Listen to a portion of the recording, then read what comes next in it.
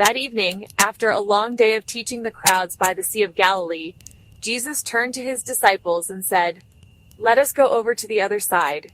They dismissed the people, stepped into the boat, and pushed off from shore.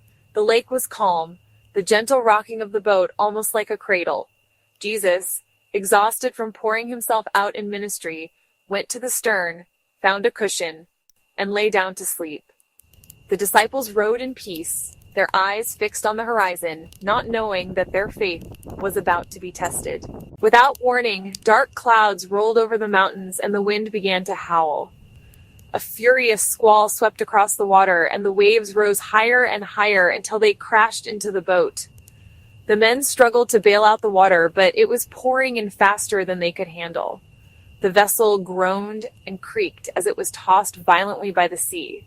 Some of the disciples, seasoned fishermen who had battled storms before, now felt helpless in the face of nature's fury. Fear turned to panic as the night closed in around them. Meanwhile, Jesus slept, calm, steady, undisturbed. Desperation overcame them. They rushed to him, shaking him awake, crying out, "Teacher, don't you care if we drown?" Lightning split the sky, thunder rolled, and the sea roared in defiance. Then Jesus rose, his robe whipping in the storm.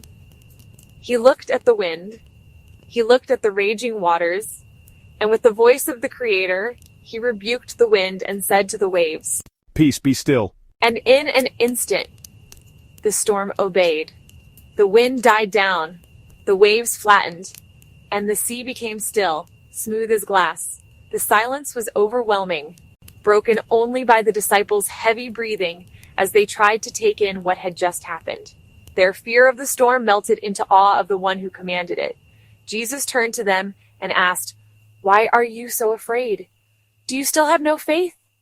The men, trembling and wide-eyed, whispered among themselves, "Who is this? Even the wind and the sea obey him." That night on the Sea of Galilee, the disciples came face to face with the truth.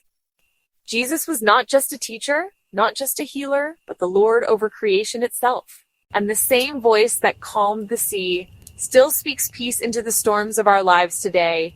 Like, share, and comment. Also hit the subscribe button to see more videos about the Bible. Also, if you haven't seen the previous videos, feel free to go back and look and study what the Bible offers us in our world today.